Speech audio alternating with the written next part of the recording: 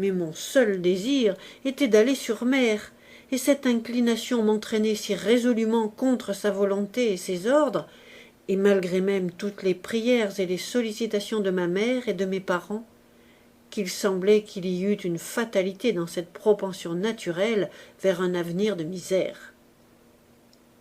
Mon père, homme grave et sage, me donnait de sérieux et d'excellents conseils contre ce qu'il prévoyait être mon dessein. Un matin, il m'appela dans sa chambre, où il était retenu par la goutte, et me réprimanda chaleureusement à ce sujet. « Quelle autre raison as-tu, me dit-il, qu'un penchant aventureux pour abandonner la maison paternelle et ta patrie, où tu pourrais être poussé et où tu as l'assurance de faire ta fortune avec de l'application et de l'industrie, et l'assurance d'une vie d'aisance et de plaisir. Il n'y a que les hommes dans l'adversité ou les ambitieux qui s'en vont chercher aventure dans les pays étrangers, pour s'élever par entreprise et se rendre fameux par des actes en dehors de la voie commune. Ces choses sont de beaucoup trop au-dessus ou trop au-dessous de toi. Ton état est le médiocre, ou ce qui peut être appelé la première condition du bas étage. Une longue expérience me l'a fait reconnaître comme le meilleur dans le monde et le plus convenable au bonheur. Il n'est en proie ni aux misères, ni aux peines, ni aux travaux, ni aux souffrances des artisans. Il n'est point troublé par l'orgueil, le luxe, l'ambition et l'envie des hautes classes. Tu peux juger du bonheur de cet état. C'est celui de la vie que les autres hommes jalousent. Les rois, souvent, ont gémi des cruelles conséquences d'être nés pour les grandeurs, et ont souhaité d'être placés entre les deux extrêmes, entre les grands et les petits.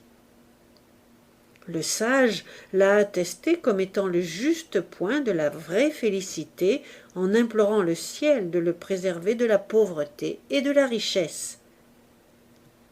Remarque bien ceci, et tu le vérifieras toujours. Les calamités de la vie sont le partage de la plus haute et de la plus basse classe du genre humain. La condition moyenne éprouve le moins de désastres et n'est point exposée à autant de vicissitudes que le haut et le bas de la société. Elle est même sujette à moins de maladies et de troubles de corps et d'esprit que les deux autres, qui, par leurs débauches, leurs vices et leurs excès, ou par un trop rude travail, le manque du nécessaire, une insuffisante nourriture et la faim, attirent sur eux des misères et des maux, naturelles conséquences de leur manière de vivre. La condition moyenne s'accommode le mieux de toutes les vertus, de toutes les jouissances. La paix et l'abondance sont les compagnes d'une fortune médiocre.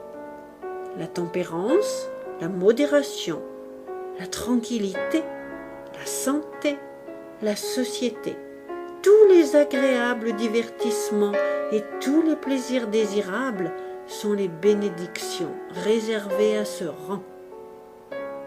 Par cette voie, les hommes quittent le monde d'une façon douce et passent doucement et uniment à travers, sans être accablés de travaux des mains ou de l'esprit, sans être vendus à la vie de servitude pour le pain de chaque jour, sans être harassés par des perplexités continuelles qui troublent la paix de l'âme et arrachent le corps au repos, sans être dévorés par les angoisses de l'envie ou la secrète et rongeante convoitise de l'ambition.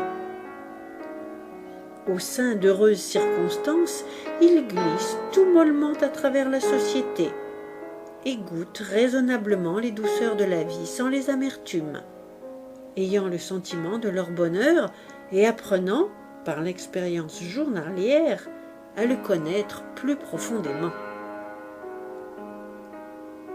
Ensuite, il me pria instamment, et de la manière la plus affectueuse, de ne pas faire le jeune homme.